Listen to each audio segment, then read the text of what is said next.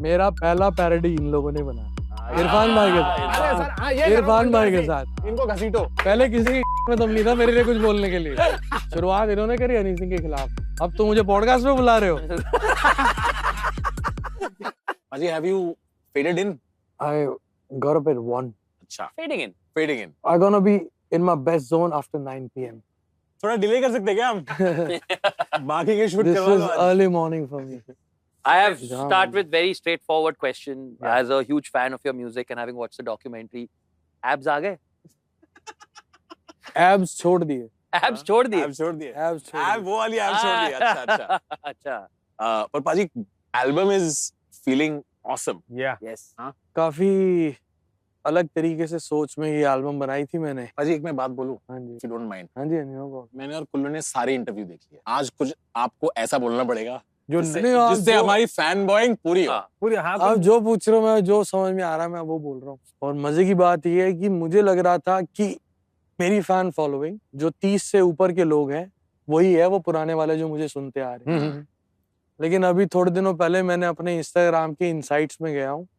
मुझे देखना भी नहीं आते थे लेकिन देखे मैंने तो 18 से 24 साल के 60% बच्चे मुझे देख रहे हैं और सुन रहे हैं कि ये क्या कर रहा है बूढ़ा। आपको सच में ऐसा लगा था कि सिर्फ पुराने वाले ही सुन रहे हैं? मुझे ऐसे ही लगा। हाँ। मुझे नहीं ऐसे नहीं ही लेकिन लगा। वो 18 से 24 जैसे मैं 27 का हूँ और लाइक मैं तो 12 कितने हम 9th या 10th में थे जब आप डोप शो आया था। आई रिमेंबर पाजी आए थे वहाँ कॉन्सर्ट में और हम लोगों को टिकट ऑफ कोर्स कौन ही टिकट देगा 10th 11th क्लास में तो हम लोग बाहर लटके हुए थे दीवार से।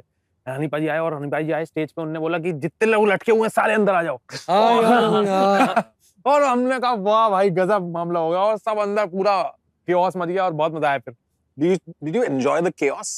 I love chaos। कोई बताओ ना। सबसे कोई chaotic chaotic- कॉन्सर्ट आपको याद हो chaotic पूरे क्या हुआ है? इंडिया में कहाँ आपको ऐसा लगा कि वो हर जगह तोड़फोड़ होती है। एक बारी देहरादून में था वहां सिर्फ हम लोग 2 ही गाने परफॉर्म कर पाए। और 2012-2013 मेरा 60 मिनट का सेट होता था लेकिन मैंने कभी भी 35 मिनट से ऊपर परफॉर्म ही नहीं कर पाता था क्योंकि जब मैं धीरे धीरे शुरू कर रहा हूँ ब्राउन रंग ब्लू आईज ये वो तो लोग सुन रहे हैं। जैसी अंग्रेजी भी डोप शो हाई हील्स ये होता था तो तोड़फोड़ हो जाती। आज तक शो में ऐसा नहीं हुआ मेरे कि मैंने लास्ट शो परफॉर्म किया 60 मिनट्स का सेट कंप्लीट किया और बोला थैंक यू सो मच आपके शहर में दोबारा आएंगे। कभी नहीं हुआ। चलो चलो चलो चलो चलो ऐसे एग्जिट होती थी। फिर आपने वेडिंग शोज भी किए बहुत बहुत कॉर्पोरेट शोज भी किए तो बताओ ना कुछ वेडिंग शो का मीटर क्या है कॉर्पोरेट शो चाचा का जी ने आपको गोद में उठा लिया। हाँ। नहीं हाँ मैं बहुत यही होता है वेडिंग शो सबसे आसान है। 400 लोग होते हैं मुझे जब तक ये लोग स्टेज पे चढ़ाते हैं तब तक आधे सेट हो रखे होते हैं। तो लड़का लड़की को बुला लो थोड़ा उसमें टाइम वेस्ट कर दो फिर फुफ्फड़ को बुला लो फिर बुआ को बुला लो फिर मासी को बुला लो। To anybody watching this interview who had booked Honey Singh for a wedding last year, मिले करे हाँ यही तो हुआ ना हमारी शादी में। We apologize. Aji, when your first album is International Villager, it was the biggest album. उसको follow करना, to continue doing it, like do you look at कि लोग आज भी आके वो गाने demand करते हैं? Do you look at that with pride, or do you feel the pressure कि यार I need to still be able to beat my best work? Pressure नहीं मैं फील करता। मैं मेरी अपने आप से एक जिद है अपने आप से एक कंपटीशन है। जब मैं इंटरनेशनल विलेजर बना रहा था तब भी उसके बाद जब मैंने ये ब्लू आइज बाकी सारे गाने बनाए तब भी जो मैंने बॉलीवुड के लिए किया उसमें मैंने इतना स्ट्रेस नहीं लिया क्योंकि ऑलरेडी इतने बड़े बड़े ब्रांड्स ने मुझे बुलाया तो मैंने कहा ये तो इनको कुछ भी कमर्शियल बना के दे दूंगा ऊपर से एक मूवी का बजट पुश होता है और एक स्ट्रैटेजी होती है तो गाना उठ ही जाएगा। बट आप ये बिलीव करो कि मेरा गाना 2013 में आया ब्लू है पानी पानी लुंगी डांस उसके बावजूद मैंने एक सिंगल किया ब्लू आइज सिर्फ अपनी जिद के लिए कि ये नहीं है कि मेरे साथ अक्षय बाजी खड़े हैं या मेरे साथ शाहरुख भाई खड़े हैं तो ही मैं इस साल का बड़ा गाना दे सकता हूँ। मैं अपने बलबूते पे एक गाना दूंगा और ब्लू आइज भी बहुत चला। तो वो जिद शुरू से रही। पिछले 2-3 साल लास्ट साल में जो थी मेरी हनी 3.0 वो मुझे समझ नहीं आ रहा था कि मैं क्या करूँ क्योंकि मैं एकदम केव से बाहर निकला तपस्या करके 7 साल की तो मुझे पता ही नहीं दुनिया कहाँ थी क्योंकि मैंने इंटरनेट नहीं देखा तो वो मेरे लिए बड़ा मुश्किल था। लास्ट एल्बम बड़ी मुश्किल थी मेरे लिए लेकिन इस बार मैं सबकी डिमांड आ रही थी क्योंकि लास्ट एल्बम मैंने म्यूजिक प्रोड्यूस नहीं किया था तो सारे फैंस की डिमांड आ रही थी कि आप क्यों नहीं म्यूजिक कर रहे तो मैंने कहा मुझे प्रैक्टिस करनी पड़ेगी। तो लास्ट ईयर नवंबर से मैंने प्रैक्टिस शुरू करी। जनवरी में मैंने डिसाइड किया कि now is the time I can produce. Yeah, while we're on the subject, since you're saying that you're a producer, I think a lot of people don't know the role of a producer in hip hop in general. So can you please explain that? Producer is the main father, the real father of a song. उसमें क्या होता है कि pop में या Bollywood scene में composition से production पे पहुंचता है गाना, लेकिन हिप हॉप में तो स्ट्रिक्टली पहले बीट ही बनेगी। हाँ, ये नहीं है कि पहले फ्लो बना तो बाद में बीट बनी। तो हिप हॉप में तो प्रोडक्शन ही सब कुछ है। मेन प्राइम थीम है, जिससे आर्टिस्ट को थॉट आते हैं कि इस पे मैं गाड़ी की बात करूं या लड़की की बात करूं या गोली की बात करूं या बंदूक की बात करूं। 4 key themes of hip hop. क्या था? गाड़ी, बंदूक, गाड़ी, बंदूक, गोली, लड़की। लड़की। There we go. चौथा 4 key पैसा। themes of hip hop. चौथा चौथा पैसा, पैसा। हाँ, पैसा। मिलेनियर। तो पाजी शो पे आते about the documentary, we all saw it. How are you able to be so open about, like, it's the thing that I admire, right? We were Yeah, discussing 100%, backstage, just as yeah. an artist, to be able to be this open about everything that you went through. मेरे को ये लगता है कि एक artist की life उसकी अपनी नहीं है, वो एक आर्टिस्ट बनता है लोगों की वजह से, तो उसको अपने लोगों को, अपने फैंस को एक फैमिली समझना चाहिए, और फैमिली से आपको छुपाते थोड़ी ना। और मुझे कहीं ना कहीं ऐसा लगता है कि ये जो मुझे प्रॉब्लम हुई ना, मैंने आपने देखा होगा पिछले 2 साल में, अगर मेरे से कोई बात नहीं भी पूछ रहा होता था तो भी मैं बीमारी का जिक्र करता था हर इंटरव्यू में, जानबूझ के, क्योंकि मैं कई सारे ऐसे लोगों को जानता हूँ जिनको ये प्रॉब्लम है, जो पता नहीं किस चीज से घबराते हैं कि किसी को पता ना लग जाए कि हमें ये प्रॉब्लम है।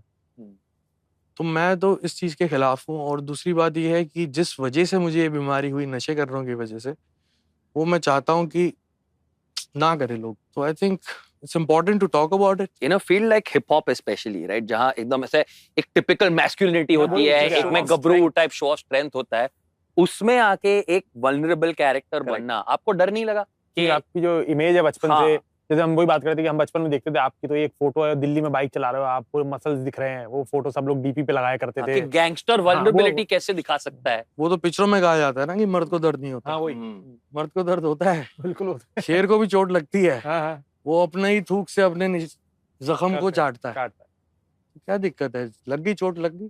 अगर आपको डर लग गया कि लोग मेरे बारे में क्या सोचेंगे, फिर काहे के मर्द आप। हाँ सही बात। तो अभी जब मैं थोड़ा लाइटर मोड पे कर देता हूँ, क्योंकि हम भी बात कर रहे थे, और होटल्स की आपने बात करी, तो जब आर्टिस्ट का प्रोग्रेशन होता है कि थोड़ा चलना चालू होता है, तो धीरे धीरे चेंज होता है, पहले इकोनॉमी, फिर इमरजेंसी एग्जिट, करेक्ट। फिर प्रीमियम इकोनॉमी। तो आपका क्या प्रोग्रेशन था सर? पहले आप कौन सी फ्लाइट्स में जाते थे, फिर आपने क्या, फिर रूम से स्वीट, डीलक्स रूम, फिर स्वीट? आप बिलीव नहीं करोगे, मैं 2008 से दुबई जा रहा हूँ मौज मस्ती करने। तब मैं सिर्फ म्यूजिक प्रोड्यूसर था पंजाब में।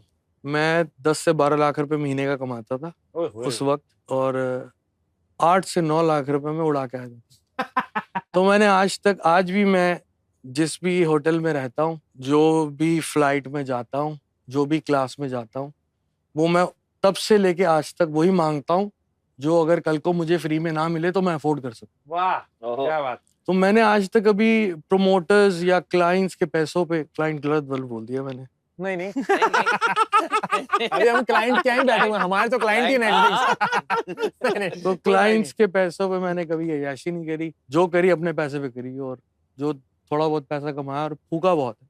वही बुर्ज खलीफा में एक शीशा तो आपका है। तो हमारे इतना पैसा डाला दुबई में। हमारे करमपुरा में कहावत है कि फट जाए सलामी तोप से दे। भाई आज के टेक राइडर, आपका टेक राइडर क्या है और आपका हॉस्पिटैलिटी राइडर में क्या है? एक्चुअली हॉस्पिटैलिटी राइडर में है, टेक छोड़ो आप। ग्रीन रूम में क्या Hospitality चाहिए, ग्रीन रूम में क्या लगता है होटल? कुछ भी नहीं। कुछ भी नहीं? ग्रीन रूम में मैं बैठता ही नहीं, मेरे को सीधा होटल से लाओ और स्टेज पे चढ़ा दो। बहुत बढ़िया। मुझे ग्रीन रूम नहीं चाहिए। अनाउंसमेंट भी तो गाड़ी से की थी गाड़ी, हाँ, भोपाल भोपाल वाले शो में गाड़ी से गाड़ी में मुझे माइक दे दो, मैं वहीं से ये यो करता स्टेज पे चढ़ जाता हूँ। टेक राइडर में कुछ भी नहीं है, जो होटल्स हैं, बाकी हम 8-10 लोग ट्रैवल करते हैं।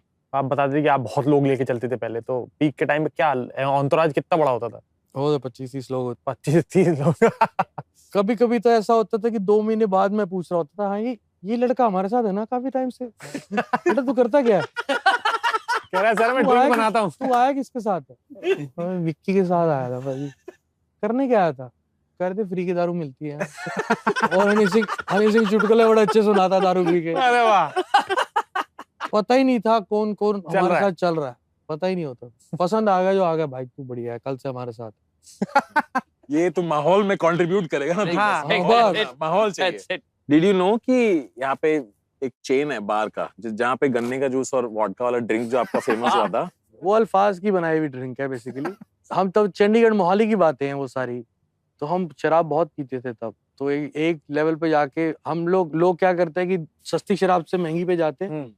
हम लोग महंगी से ग्रे सस्ती। गूस और बेलवेदेर पीते थे, तो वो असर करना कम कर जाती थी, तो फिर धीरे धीरे सस्ते ब्रांड पे आते थे कि ये मत्था घुमाएगी ज्यादा। क्योंकि वो पिए जा रहे हैं दोपहर से 1-1.25 बोतल हो गई। दोपहर से यही था, प्रोटोकॉल था हमारा।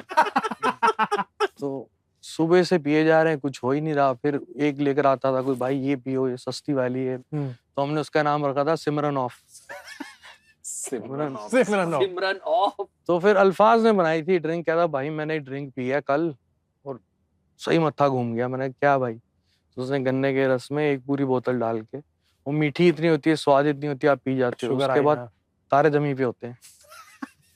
क्रेजी ड्रंक स्टोरी क्या है आपकी? आपको लगता है कि ये क्या ही हो रहा था? ये क्या ही हो गया? Also, Netflix, please take this reel separately and put it as life hacks. Yes, How yes. to get drunk faster. Sugarcane juice. पाजी क्रेजी ड्रंक स्टोरी सुना दो, आपको लगे कि यार ये कैसी? बहुत सारी हैं, ऐसे तो अब याद भी नहीं। एक बार की बात है, ये मैंने किसी इंटरव्यू नहीं बताई, तो यहाँ एक्सक्लूसिव है तो बताता हूँ। Let's do it. तो मोहाली की बात है, एक हमारा दोस्त था सराव, उसके पास फार्म हाउस था। तो हम वो कहते हैं आज फार्म हाउस पे चल के दारू पियेंगे, और पहले मीट वीट बनाया, वो खाया, दारू पीनी शुरू करी। शराब ज्यादा आ गई, लोग कम थे, तो पीते गए, बातें करते गए, पीते गए, बातें करते गए। तकरीबन 4 बजे सब को इधर पड़ा, को उधर पड़ा। तो अल्फाज का भाई है हैरी, तो हम सुबह उठे 7 बजे, चलो यार चलें वापस मोहाली चलते हैं, उठो। सबको उठा रहे, इकट्ठा कर रहे हैं, तो हैरी नहीं मिल रहा। थोड़ा और जंगल में गए हैरी को ढूंढने, तो हैरी ने एक पेड़ को पकड़ रखा है और ऐसे कर रहा है।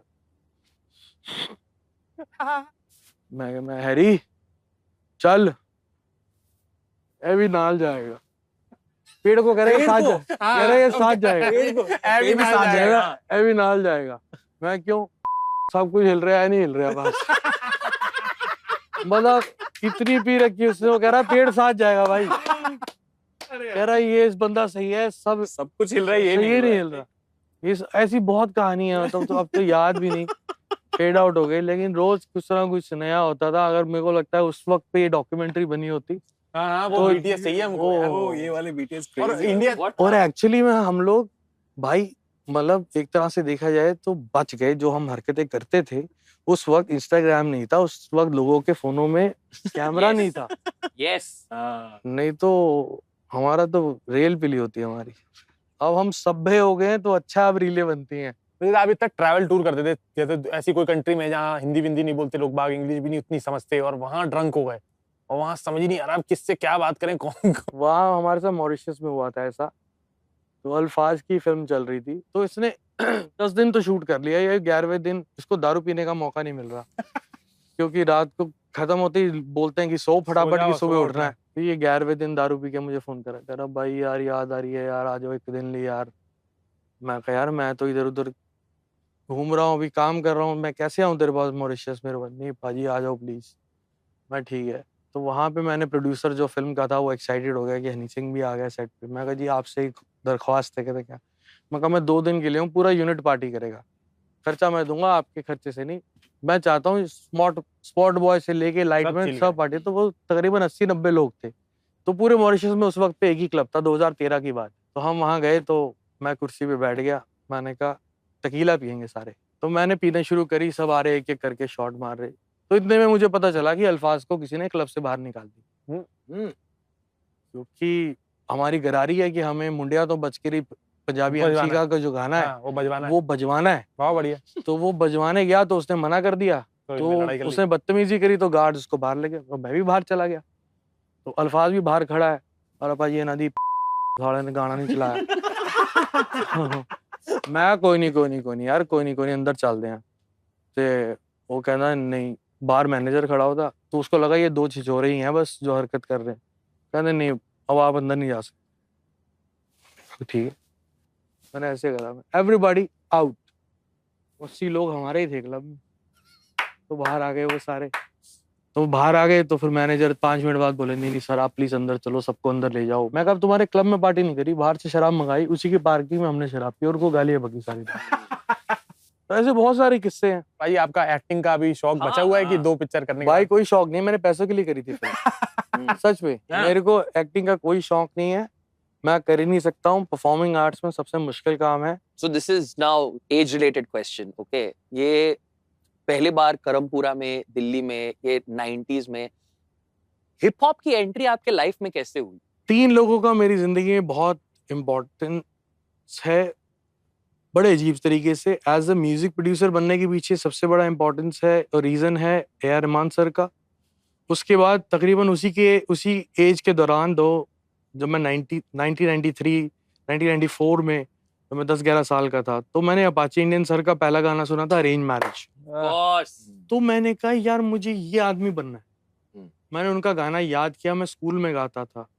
फिर उसके बाद जब मैं पंजाब में था 2007 से लेके आगे तक, तो मैंने अमर सिंह चमकीला को बहुत सुना। उनसे मैंने राइटिंग का हुनर थोड़ा सीखा कि किस तरह राइट करना चाहिए। Paji, अब तो I think we all want an Apache in collabs ना, we want an A.R. Rahman collab also. Yes. हाँ, it'll happen इंशाल्लाह। मुझे उसके लिए अपने आप को इम्प्रूव करना पड़ेगा और मेरी जिद और गरारी ये है कि रहमान सर के म्यूजिक पे मैं नहीं गाऊंगा। आपके म्यूजिक पे? मेरी कॉम्पोजिशन, मेरी प्रोडक्शन वाह और रहमान सर गाएंगे। वाह, गरारी movement. Thin line between collab and beef. thin line right now between collab and beef. You will come here. आप रहमान सर के एल्बम से उनसे वो करवाने वाले थे? हाँ, मेरे को जानना था कि every Rahman fan I'd love to ask them this, which is top 5 Rahman albums. Top 5, number 1 is Roja, number 2 is Thakshak, Thakshak, underrated. Yeah, very underrated. Yeah. Thakshak, number 3 is Tal, number 4 is Dil Se, number 5 is Rang De Basant। हमने हमने रंगने नहीं चाहिए था। रंग दे।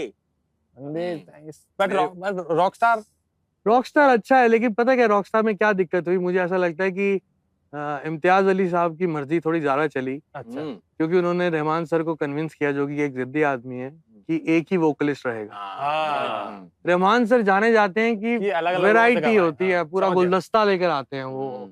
मतलब आप देखो ना, सपना अवस्थी और सुखविंदर सिंह को जोड़ दिया चाहिए हमें। हाँ, टेक्सचर का मैच ही नहीं है कहीं, सही बात। तो वो तो टेक्सचर के प्लेयर हैं। तो रॉकस्टार बहुत खूबसूरत कॉम्पोजिशंस हैं, बहुत क्रेजी प्रोडक्शन है, बट ये चीज बहुत अच्छी हुई कि मोहित चौहान सर का वोकल लिया गया, लेकिन कहीं ना कहीं टेक्सचर सारे गानों में एक था। वो एक डिमांड थी फिल्म की, लॉजिकली अच्छी चीज थी, लेकिन रहमान सर से हम गुलदस्ता ही एक्सपेक्ट करते हैं। वाह, तो आपका और दिलजीत पाजी का collaboration has always been like a banger, but how do you see like now what Diljit paaji has become like and you have been seeing him? Brilliant man, Diljit भाई का तो मैं काफी सालों से देखता आ रहा हूँ, और आप ये बात बहुत कम लोगों को पता है, जब मैं पंजाब में म्यूजिक प्रोड्यूसर था, तो दिलजीत भाई 2009-8 में मेरे पास आए पहले, फिर उसके बाद 9 में आए वो और बोले कि मुझे एल्बम करनी है तुम्हारे साथ। मैंने कहा पाजी जो कर रहे हो वही करनी है या कुछ नेक्स्ट लेवल करना है? कहता नेक्स्ट लेवल। मैं कहा आज से एल्बम का नाम है द नेक्स्ट लेवल। अब जो भी गाना बनाएंगे, बनाने के बाद ये देखेंगे इस टाइटल के साथ सूट कर रहा है नहीं कर रहा। बहुत बढ़िया। वो पहले आर्टिस्ट थे जिन्होंने मुझ पे पूरा यकीन किया, पूरा अपने आप को सौंप दिया मुझे कि आप जो बोलोगे मैं वो गाऊंगा, जैसे बोलोगे वैसे गाऊंगा। And he is one of the most finest vocalist I have ever seen in my life, because I made him sung lots of things in the album, including one Urdu song which was my first Urdu poetry। आप वो गाना सुनिए, रूबरू, दिलजीत। अच्छा, उसका production सुनिए, तब आप थोड़ा कह पाएंगे हाँ रहमान की नकल कर रहा है कोई। आप सुनिएगा, उसमें कुछ फ्लूट के सेक्शन है, कुछ ऑब्लिगेटर्स हैं स्ट्रिंग्स के जो मैंने बनाए, वेरी वाना बी है रहमान स्टाइल। एंड वो मेरी पहली उर्दू शायरी थी, नज़म थी जो दिलजीत भाई ने गाई। वाह। और वो बहुत जिद्दी आदमी है और बहुत मेहनती आदमी है, और उससे ज्यादा ये है कि जब आर्टिस्ट होते हैं जिद्दी और मेहनती, तो वो थोड़े संकी भी होते हैं, जैसा मैं हूँ। उनका ये प्लस पॉइंट है, वो संकी नहीं है। अच्छा, वो वाइज है। ओह, वो वाइज है। तो जहाँ आज मुकाम पहुंचा, उनको बहुत वक्त लगा, और यहाँ तो पहुंचना ही था, इससे और आगे पहुंचेगी। आप चमकीला देखिए आपने? आप चमकीला मैं नहीं fan? फिल्म देख नहीं पाया, मैं अरे थोड़ी ट्रैवलिंग ज्यादा, तो मैं देखो देख तो नहीं पाया। आपको फेवरेट चमकीला गाना कौन सा है? फेवरेट चमकीला गाना मेरा अक्खा बिल्लियां ते गल्ला गोल मोड़नी। वाह। I'd love to know from any of the artists that you've seen, what are skills that you'd want to pick up? GP पाजी से क्या लेना चाहोगे? दिलजीत पाजी से क्या लेना चाहोगे? जीपी पाजी से बिजनेस माइंड, दिलजीत पाजी से वोकल टेक्सचर, गुलजार से शायरी वाह चुराना चाहूंगा। आज 2-3 कोलैब रिक्वेस्ट तो जा चुके हैं। जस्ट नहीं, जब आपका वो एकदम पीक चल रहा था, everybody used to call you, Amitabh ji के साथ गाना आ रहा है, शाहरुख भाई के साथ गाना आ रहा है, तो आपको मन करता था थोड़ा और पुश करें, इनसे भी बात कर लें या फिर आपसे ही बात मैंने कर तो लें? किसी से आपसे बात क्यों नहीं करी? करी। हाँ। मैंने किसी के जो हुआ मेरे साथ, ऊपर वाले ने मेरे को ब्लेसिंग दी कि सब बड़े बड़े लोग आने लग गए। तो विशाल भारद्वाज जी का फोन आया कि आपके साथ गाना करना है 1.5 इश्किया में। मैं लंदन में कहीं था, मैं दौड़ के पहुंच गया। मुझे लगा गुलजार साहब भी होंगे, इससे बड़ा क्या होगा मेरे लिए। मैं कहा जी मैं स्टूडियो ढूंढूं। मैं कहा गुलजार साहब कहाँ बैठे? कहते वो तो पंचकुला में। तो मैंने कहा अपनी मैं इतनी दूर से आया हूँ, मुझे लगा कि वो गाना बने ना बने ऐसी की तैसी मिल तो लेंगे अपन। मिल तो लें गुलजार साहब से। Can we just appreciate Yo-Yo Honey Singh's swag here though? Walks into a studio and goes, "Oh, it's only Vishal Bhardwaj." Gulzar sir's not here. Boring. गुलजार साहब से याद है, जावेद साहब ने एक बात कही थी एक बार। क्या? कि when he goes to like really big hotels, हाँ sometimes it makes him think कि यार ये ऐसा क्या कर दिया जिंदगी में जो यहाँ आ ये गए। सब डिजर्व, हाँ ये सब डिजर्व नहीं करता। ऐसी एक फीलिंग होती है एक आर्टिस्ट के अंदर। Like do you sometimes look back at your journey and you go like how the did all this happen? Isn't that हाँ, हैरत तो होती है कि इतना सब कुछ कैसे हो गया। लेकिन अगर आप मेरी डॉक्यूमेंट्री को और ध्यान से देखेंगे, जो पुराने आर्काइव्स यूज करे गए हैं और नेटफ्लिक्स वालों ने जो ये नाम रखा फेमस, कहीं ना कहीं उनको ये दिख रहा था कि ये लड़का जब करमपुरे में था तब भी फेमस था, जब पंजाब पहुंचा तब फेमस हुआ, जब बॉलीवुड में आया तब फेमस हुआ। तो ये इसने बनना ही था। ये मुझे यकीन था मैं साला कुछ तो करूंगा जिंदगी में बड़ा। कोई सपने औकात से ज्यादा थे, बड़े थे, और छोटा सपना साला आता ही नहीं था। do you think to some degree ऐसा बिलीव करना पड़ता है to truly make it? करना पड़ता है, नहीं सोचेंगे तो कैसे हो। आप छोटी सी आप देखो, मैंने एक रील देखी थी एक हिरन की, उसको एक फेंस में रखा हुआ था। वो हिरन जो साला कम से कम 15 फुट की छलांग मार सकता है, वो फेंस में बेचारा ऐसे ऐसे घूम रहा है क्योंकि उसके आगे विजन नहीं मिल रहा उसको कि ये फेंस में टाप सकता हूँ। हम अपने आप को एक फेंस में बांध के रखते हैं, उतना ही सोचते हैं कि हम यही घास खा सकते हैं, यही घास हमें खानी है। पापा भी यही खाते आ रहे थे, दादाजी भी यही खाते आ रहे थे, मम्मी भी कह रही हैं कि यही घास खानी है। हम छलांग मार ही नहीं पाते, वो फेंस तोड़नी पड़ती है, मुझे ऐसा लगता है। तो आसपास के लोग, माँ बाप परेशान होते हैं कि बच्चा अपनी औकात से बाहर बड़ी बातें कर रहा है, दोस्त हंसते आवे तू कहाँ से करेगा, तेरे बस की का है। लेकिन कोई भी कर सकता है, मेरे को ऐसा लगता है भाई, कोई भी कर सकता है। डॉक्यूमेंट्री में भी एक मोमेंट है where you know like at your biggest peak of popularity, ये आई थिंक सब आर्टिस्ट के साथ स्टार्ट हो जाता है कि ये यूथ को करप्ट कर रहे हैं। You sometimes look back at the media and felt like they really had it for you. क्योंकि आपके बारे में कुछ भी आता था और आप कभी रिप्लाई, कुछ भी आता था, मतलब मैं ये सच बताऊं, अगर मेरे बारे में कुछ आता, जो भी आता था, अनाप शनाप सब कुछ आता था, अगर मैं उसकी परवाह कर रहा होता तो नेटफ्लिक्स मेरे पे डॉक्यूमेंट्री ना बनाता। सही बात है। उन्होंने 15 साल बाद ये डॉक्यूमेंट्री इसलिए बनाई है कि यार इसकी साइड पे तो जाने साले की, सही बात है। ये तो बोल ही नहीं रहा कुछ। मैं अपना काम किया रहा था, मैं जो करना है करे, जो बोल रहा है बोले। कोई बड़ा आदमी बोल रहा है, कोई छोटा आदमी बोल रहा है, हनी सिंह ये, हनी सिंह वो, हनी सिंह, करने दो, तुम खेल लो पहले, हम बाद में खेलेंगे। और डॉक्यूमेंट्री से what do you think Yes. people should take away from the documentary? कुछ भी नहीं भाई, देख लो ये मैं हूँ। बड़ी मजे की बात मेरे को ये लगी कि इस डॉक्यूमेंट्री में ये नहीं है कि हनी सिंह कहाँ से आया, कौन सा गाना पहले हिट हुआ, फिर ये एल्बम, फिर ये अवार्ड। डिस्कोग्राफी नहीं है, जो अच्छी बात है। हाँ वही, पर्सनल है, बहुत पर्सनल। इंसान क्या है ये, सही बात। क्योंकि इसको अलग अलग किरदारों में देखा है लोगों ने, तो ये इसका असली किरदार कैसा है, तो वो निकाला इन लोगों ने। There's a moment which really tells you how real he's being. Okay, at one point looks at camera and says, क्या condition है तुम लोग Yes, समझते that नहीं was हो। my favorite part of it. I want Honey Singh to do all mental health. Yes, yes. He's like, ना अगर लोगों से condition है ना, I'm like, this is what we वो need. लड़के ऐसे ही समझेंगे भाई। हाँ, exactly. लौंडे जो है Exactly, मेंटल हेल्थ को 100% सीरियस तभी agree. लेंगे जब मतलब Completely agreed. Is it complicated to date as a famous person? हाँ, डिपेंड करता है कि अब किसको फंसाना चाहते हो। लो कंट्रोवर्सी। There you अभी go. आप सिंगल हो कि नहीं?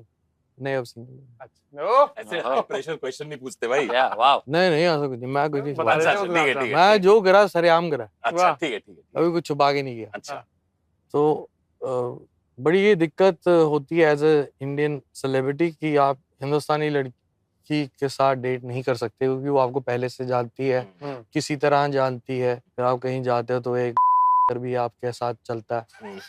तो ऑनराज That is the official term. Official term. All right. Entourage is fake French तो nonsense. उसमें आपको साला ये नहीं पता लगता कि यार ये मुझे पसंद कर रही है, ये जो तामझाम है इसको पसंद कर रही है। तो मैं अपनी लाइफ में उधर शिकार करना ज़्यादा पसंद करता हूँ जहाँ पता ना हो कि मैं कौन हूँ। और मैंने वो कई बार ट्राई भी किया और सक्सेसफुल भी रहा है। वाह। तो 2-2 3-3 महीने बाद मैं बताता था कि मैं ये हूँ। तो मेरा एक सीक्रेट नेम है उसके लिए हृदय सिंह। ना माहिर माहिर। अच्छा एक्सपर्ट। नेटफ्लिक्स यहाँ इससे सबटाइटल बना लो। There we go. There we बाकी go. शुभम की स्माइल देखो। माहिर जितना भी भाई। ये बेचारा बार-बार ये पूछता रहा, सर बोर्डिंग पास जो टिकट अब करानी है वो कौन सी मैडम की करानी है? और ये मैडम इस डेस्टिनेशन से यहाँ तक जाएंगी तो यही वापस आएंगी या वहां से कोई और आएंगी? लेकिन अब ऐसा कुछ नहीं होता। आपका पीआर वहां पे अभी बोर्डिंग पास फाड़ रहा है अपना। अब मैं खतरनाक इश्क में हूँ भाई। अरे आप आशिक मिजाज आदमी हो, लेकिन आप आशिक मिजाज आदमी हो। बहुत बेइंतहा किया जो भी किया। वाह। एक्सट्रीम किया कुछ भी, मतलब चाहे जिंदगी में कुछ भी किया एक्सट्रीम किया। तो इश्क भी करता हूँ तो Yo honey simp. Sorry. Sir ये तो अब अंदर जो है दूधा वो तो निकलेगा ना। अरबिक में दूधा मतलब का कीड़ा। अच्छा। वो तो निकलेगा ना भाई। सॉरी भाई। सर दूधा ये आपका स्टेज नहीं है। सिर्फ दूधा बोला था वही डिसरेस्पेक्टफुल काफी था। तर्जुमा करने की जरूरत नहीं। Yo honey simp is true. Yo Honey Singh. I think यो हनी सिंह पे हमको बंद करना चाहिए। मेरा पहला पैरोडी इन लोगों ने बनाया, इरफान भाई के साथ। अरे सर हाँ ये इरफान भाई के साथ। इनको घसीटो। इनको मैं देखता हूँ। ये सारा कुछ इन्होंने शुरू करा है। पहले किसी की में दम नहीं था मेरे लिए कुछ बोलने के लिए।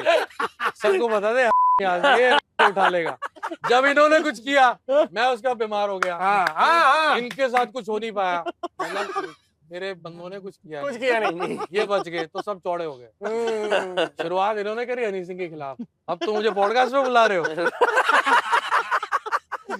All right, so what's the story of the boy who was always famous? Famous is now out on Netflix. Watch now.